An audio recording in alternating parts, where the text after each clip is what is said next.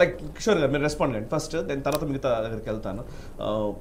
తెలంగాణలో BJP single largest పార్టీగా, అంటే ఎక్కువ సీట్లు కైవసం చేసుకునే పార్టీగా ఉండే అవకాశాలు స్పష్టంగా ఉన్నాయని ఎగ్జిట్ పోల్స్ అయితే చెప్తున్నాయి.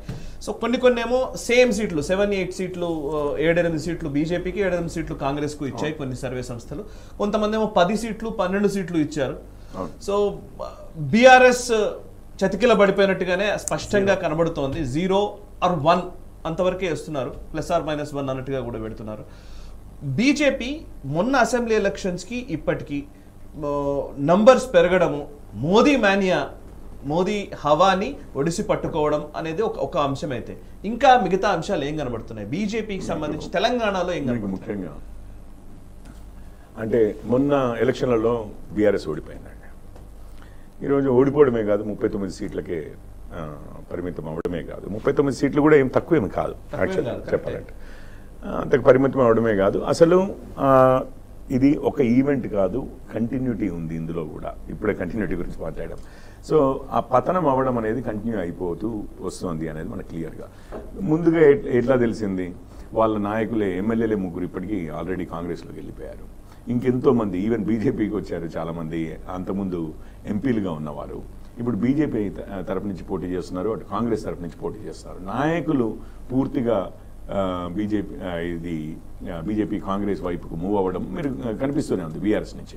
ఇక ఈ రోజు ఎగ్జిట్ పోల్స్ కంటే ముందు కూడా మనకు ఎంతో గ్రౌండ్లో తిరుగుతుంటే ప్రతి కాన్స్టిట్యున్సీలోనూ ఒక అర్థమవుతోందండి ప్రజల్లో. సరే ఇక్కడ ఉంటే బీఆర్ఎస్ అంతకుముందు అనుకున్నారు, ఇక్కడ కూడా సరిగ్గా చేయలేదు 10 ఏళ్ళు అని చెప్పి తీసి పక్కకు పెట్టారు. కానీ ఇక నేషనల్ లెవెల్లో అయితే వీరు పేరు మార్చుకున్న తెలంగాణ రాష్ట్ర సమితి నుంచి భారత రాష్ట్ర సమితిగా మారినా కూడా, కానీ అది ప్రజలు ఇది బీఆర్ఎస్కి నేషనల్ లెవెల్లో అసలు ఏమాత్రం రోల్ ఉండదు అనేది ఒకటి గమనించారు. అది అవుట్ అయిపోయింది. క్రెడిబిలిటీ ఒకటి తగ్గిపోయింది బీఆర్ఎస్ది.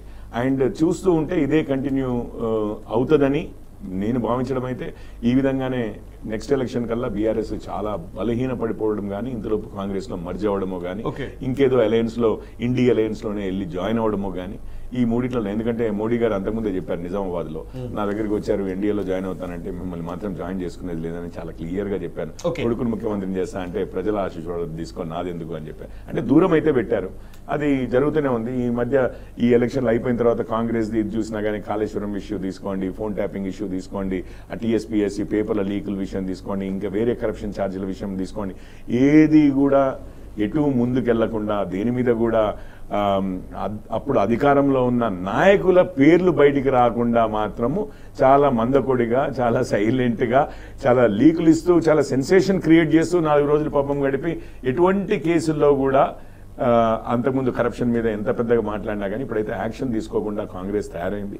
ఇవి రెండు కూడా చూస్తూ ఉంటే రాబోయే రోజుల్లో కాంగ్రెస్ బీఆర్ఎస్ ఒక అండర్స్టాండింగ్కి కానీ, లేకపోతే ఒక అలయన్స్కే కానీ, లేకపోతే మర్జరే అవుతుందేమో 2014 కంటే ముందు జరిగిన వారిద్దరు టీఆర్ఎస్ మర్జ్ అయిపోతుందేమో అని చెప్పి అనిపిస్తుంది. ఎందుకంటే వాళ్ళని కాపాడగలిగేది ఇప్పుడు అధికారంలో ఉంది. అంటే వీరు ఇంకో 4 రోజులు అధికారంలో ఉండాలి ఫస్ట్ ఆఫ్ ఆల్. ఉంటే మాత్రము ఇక వారికి ఇంకో దారి లేదు.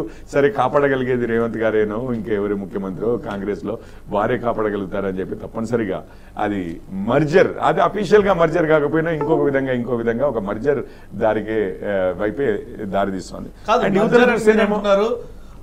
అసలు యాక్చువల్లీ రేవంత్ రెడ్డి మీలోకి వస్తాడని వాళ్ళు అంటున్నారు, రేవంత్ రెడ్డి బీజేపీలోకి వస్తాడని, లేకపోతే ఏక్నాథ్ షిండే రేవంత్ రెడ్డి అవుతాడని, లేదా ఏక్నాథ్ షిండే హరీష్ రావు అవ్వచ్చని అవన్నీ షిండే మోడల్ లేదా తెలంగాణలో? ఈరోజు వారు చెప్పిన మోడల్స్ అన్నిటికీ జనాలు మాత్రం విన్నారు, నవ్వుకున్నారు. మీరు చూస్తున్నారు కదా ఎగ్జిట్ పోల్స్. ఇదే ఫైనల్ అని నేను అనను. ఎగ్జాక్ట్ పోల్స్ అన్న మన వాళ్ళు కాయిన్ చేశారు.